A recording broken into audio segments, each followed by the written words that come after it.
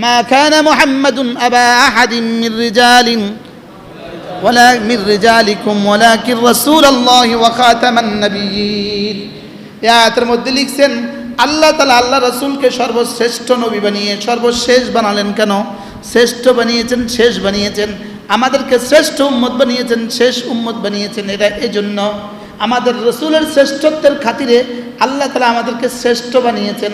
আমাদের শ্রেষ্ঠত্বের খাতিরে আল্লাহ তাআলা আমাদের পরে আর কোনো নবী পাঠাবেন না, আমাদের পরে আর কোনো উম্মত পাঠাবেন না। কারণ আগে ওয়ালাদের সমস্ত নবীদের পরে নবী ছিল, সমস্ত উম্মতের পরে উম্মত ছিল। সমস্ত উম্মতের দোষ ত্রুটিগুলো আল্লাহ তাআলা পরবর্তী উম্মতের কাছে প্রকাশ করে দিয়েছেন। আবার এদের দোষ আরেক দলের কাছে প্রকাশ করছেন, ওদের দোষ আরেক দলের কাছে প্রকাশ করছেন। পুরা উম্মতের সমস্ত উম্মামের সমস্ত দোষগুলো আমাদের কাছে প্রকাশ করছেন। লেকিন আল্লাহ তাআলা আমাদের পরে আর কোনো উম্মত দিবেন না, আমাদের দোষগুলো আর কারোর সামনে প্রকাশ করবেন না। কি ভাই, আমাদের দোষ আর কারোর কাছে কি করবেন না?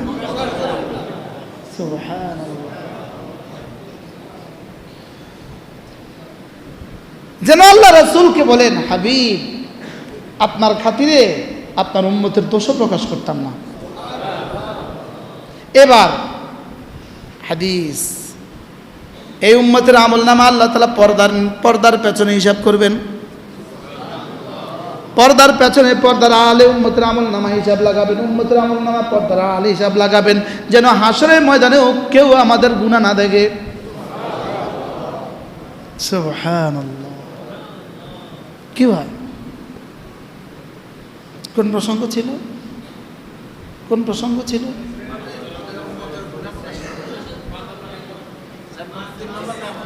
তিন নম্বর নিয়ামত কি?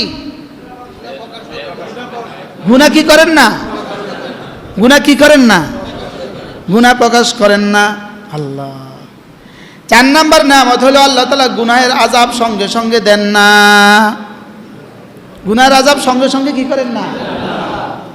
এরপরে চূড়ান্ত নিয়ামত হলো আল্লাহ তাআলা এই উম্মতের গুনাহগুলোকে, হযরত ওয়াহশী রাদিয়াল্লাহু তাআলা, ওয়াহশী কি নাম? কাকে হত্যা করছে? হামজাকে। শুধু হত্যা করছে না, টুকরো টুকরো করছে, নাক কান গলা কলিজা চাবায়া খাইছে। নাক কান গলা দিয়া সুতা বানাইয়া এতে গলার দিছে,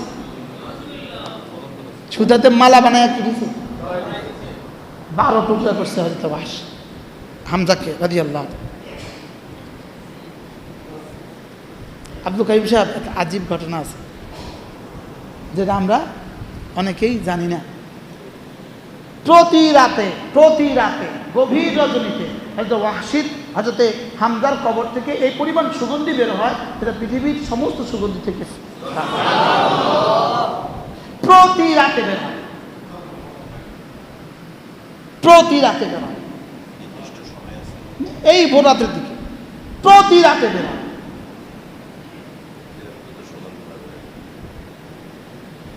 একবার যাইতে আল্লাহর নবী হযরতে হামজার শাহাদাতের পরে জীবনে সবচেয়ে বেশি কাঁদছেন। রাসূল জীবনের আগে আর এর পরে এত বেশি কান্না করেন নাই। হযরতে হামজার শাহাদাতের পরে রাসূল জীবনে যে পরিমাণ কাঁদছেন, তাহলে ওয়াহশীর প্রতি হযরতে আল্লাহর নবীর ঘৃণাবোধ কেমন ছিল, কষ্টটা কেমন ছিল। ফতে মক্কার পরে আল্লাহর নবী ওয়াহশী 12 জন মানুষের খুনকে হালাল ঘোষণা দিয়ে দিয়েছে, তার মধ্যে একজন হলো ওয়াহশী। তাকে যেখানে পাও সেখানে হত্যা করো, বলছে যদি বাইতুল্লাহর দেয়ালে এসে ঝুলে থাকে তাকে সেখানে হত্যা করো। ওয়াহশী পালায়া চলে গেছে, শামে চলে গেছে, নিজের শেকেল বদলায় এসে শামে চলে গেছে। তার বোন মুসলমান হয়ে গেছে। তার বোন মুসলমান হয়ে রাসূলের আখলাক দেখে বোন বলল, ভাইকে বলল, ভাই তুমিও যদি তোমার হাইয়াত শেকেল পরিবর্তন করে যদি রাসূলের দরবারে পৌঁছে যেতে পারো, আমি আশা করি রাসূল তোমাকেও মাফ করে দেবে। ওয়াহশী এই সংবাদ পায়া ছুটে আসলো, চুপে চুপে। পথে তো যেখানে ধরা পড়বে সেখানেই তো শেষ। ছুটে আসছে রাসূলের কাছে, রাসূলের ডান সামনে দাঁড়িয়েছেন, রাসূল বাম দিকে, চেহারা ফিরিয়ে নিয়েছে, এদিকে আসছে রাসূল, এদিকে চেহারা ফিরে। তখনও রাসূলের ইচ্ছা ছিল এই মুহূর্তে যদি কেউ হত্যা করে দিক। রাসূল তো আরেক দিকে ফিরছে, লেকিন কুদরত আরেক কারিশমা ঘটিয়ে দিয়েছে। ওয়াসি আয়েশা বলে, ইয়া রাসূলুল্লাহ, আল্লাহ কি আমাকেও মাফ করবে? আমি তো 3টা জঘন্য গুনাহ আমি করছি, 3টা জঘন্য গুনাহ আমি করছি। 1 নাম্বার শিরিকের মতো জঘন্য গুনাহ আমি করে ফেলেছি, 2 নাম্বার হত্যার মতো জঘন্য গুনাহ আমি করে ফেলেছি, 3 নাম্বার জেনার মতো জঘন্য গুনাহ আমি করে ফেলেছি। এই 3টা গুনাহ কি আমার মাফ হবে? আমাকেও কি রব মাফ করবে? রাসূল বলেন, আমি তো বলতে পারবো না, দেখি রব কি বলে। এই আয়াত নাজিল হয়, والذين لا يدعون مع الله إلها آخر ولا يقتلون النفس التي حرم الله إلا بالحق ولا يزنون ومن يفعل ذلك يلقى أثاما يضاعف له العذاب يوم القيامة ويخلد فيه مهانا إلا من تاب وآمن وعمل عملا صالحا فأولئك يبدل الله سيئاتهم حسنات وكان الله غفورا رحيما। রব্বুল আলামিন আয়াত পাঠিয়ে দিলেন।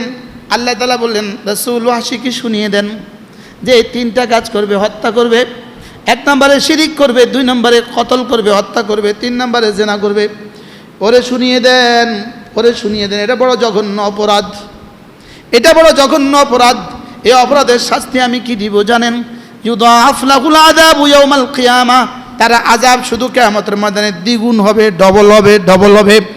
আর ওয়াখলুদ ফি মুহানা, সেই আযাবের মধ্যে চিরদিন লাঞ্ছিত অবস্থায় চিরদিন থাকবে। তবে হ্যাঁ যে 3টা কাজ করে, ইল্লা মান তাবা, যে তওবা করে, ওয়া আমানা, ঈমান আনে, ওয়া আমিলা আমালান সালিহা, আর যে আজ থেকে নেক আমল করে। সুবহানাল্লাহ। কয়টা অপরাধ? কয়টা? কি কি? শিরক, কতল, জিনা। আবার বলেন, সারা দুনিয়া যতগুলো গুনাহ আছে সমস্ত গুনাহ হলো 3 বুনিয়াদে। মানুষ 3 বুনিয়াদে নাফরমানি করে, 3 বুনিয়াদে, 3 কারণে মানুষ গুনাহ করে। 1 নম্বর, মানুষ গায়রুল্লাহর মুহাব্বতে গুনাহ করে। 2 নম্বর, মানুষ কুওয়াতে গাদবিয়ার কারণে মানুষ গুনাহ করে, গুসার কারণে মানুষ গুনাহ করে। 3 নম্বরে কুওয়াতে শাহওয়ানিয়া, মানুষ নফসের শাহওয়াতের কারণে মানুষ গুনাহ করে। এবার গায়রুল্লাহর মুহাব্বতের গুনার চূড়ান্ত সীমা হলো শিরিক। গায়রুল্লাহকে ভালোবাসতে বাসতে বাসতে বাসতে শেষ তক তাকে সেজদা দিয়ে দেয়। তাহলে শিরিক হলো গায়রুল্লাহর মুহাব্বতের কি চূড়ান্ত সীমা, চূড়ান্ত অপরাধ। আর 2 নম্বর হলো গোসার চূড়ান্ত সীমা হলো হত্যা। বলেন, গোসার চূড়ান্ত সীমা কি? বলেন, কি পরিমাণ গোসা হলে হত্যা হয়? শিরিকের পরে আর কোনো শিরিক থাকে না, আর কোনো গুনাহ থাকে না, আর হত্যার পরে আর কোনো গোসা থাকে না। কি বলছি বলেন? গোসা উঠতে উঠতে উঠতে উঠতে হত্যা হয়ে গেছে, এবার গোসা শেষ। আর শাহওয়াতের চূড়ান্ত সীমা জেনা, জেনার পরে শাহওয়াত শেষ, জেনার পরে কি? শাহওয়াত শেষ। তাহলে 3টা মানুষের সমস্ত গুনাহের বুনিয়াদ হলো 3টা। এই 3টা থেকে আল্লাহ তাআলা চূড়ান্ত পয়েন্ট, চূড়ান্তটা এখানে নির্বাচিত করছেন। ওয়াল্লাযীনা লা ইয়াদউনা মা'আল্লাহি ইলাহান আখার, তারা আল্লাহর সাথে কাউকে শরীক করে না। 2 নাম্বার, ওয়ালা ইয়াকতুলুনান নাফসাল্লাতী হারামাল্লাহু ইল্লা বিল হক, অন্যায়ভাবে কাউকে হত্যা করে না। 3 নাম্বার, ওয়ালা ইয়াজনুন, জিনা করে না। আল্লাহ তাআলা বলেন, ওয়া ইবাদুর রহমান, এই 3টা কাজ যারা করে না এরা হলো আমার বান্দা। আরও আছে তোর মধ্যে 3টা কাজ যারা কি অন্যগুলো করে, এই 3টা করে না। কোন 3টা করে না? শিরিক করে না, কতল করে না, জিনা করে না। মুখস্থ করেন, শিরিক করে না, হত্যা করে না, জিনা করে না। কয়টা? কেউ যদি তিনটা করে ফেলে ওয়ামাই ইয়াফআল যালিকা ইয়ালকা আসামা, কেউ যদি তিনটা করে ফেলে আল্লাহ তাআলা বলেন বড় অপরাধ করে ফেললো। কি অপরাধ করে ফেললো? ইউদাআফ লাহুল আযাবু ইয়াওমাল কিয়ামা, কিয়ামতের ময়দানে তার আযাব দ্বিগুণ হবে। তার আযাব কি হবে? নাউজুবিল্লাহ বলেন। ওয়া ইয়াখলুদ ফি মুহানা, এবং এই আযাবের মধ্যে সে চিরদিন থাকবে লাঞ্ছিত অবস্থায়। কয়টা অপরাধ? কয়টা? কি কি? তাহলে ওয়াহশী কয়টা করছে? এবার ওয়াহশী এসে বললো আমার তিনটার কি খবর হবে? আমি তো তিনটা করে ফেলেছি। আল্লাহ রাসূল বললেন দেখি জিবরিল কি বলে। এবার জিবরিল বলে ইল্লা মান তাবা ওয়া আমানা ওয়া আমিলা আমালান সালিহা, যে এরপরেও যে তওবা করবা, ঈমান আনবা, আমলে সালেহ করবা, যাও তোকেও মাফ। আচ্ছা, কত বড় রহিম আর কত বড় গফুর! হ্যাঁ কি ভাই, একজনকে হত্যা করা, একজনকে আল্লাহ তাআলা বলেন কান্নাহু কাতালান নাস জামিআ, সেজন্য পুরো পৃথিবীর সবগুলো মানুষ হত্যা করলো। কি ইল্লা মান তাবা ওয়া আমানা ওয়া আমিলা আমালান সালিহা। হযরত ওয়াহশী এবার বলে উঠলেন তিনটা শর্তে মাফ করবে। বলছে তিনটা শর্তে। কয়টা শর্তে? এক নাম্বার তওবা, দুই নাম্বার ঈমান, ঈমান, তিন নাম্বার কি? আমলে সালেহ। কয়টা শর্তে মাফ? এক নাম্বার, দুই নাম্বার, তিন নাম্বার। ওয়াহশী বলে উঠলেন এই তিনটা শর্ত আমার জন্য কঠিন হয়ে যাবে।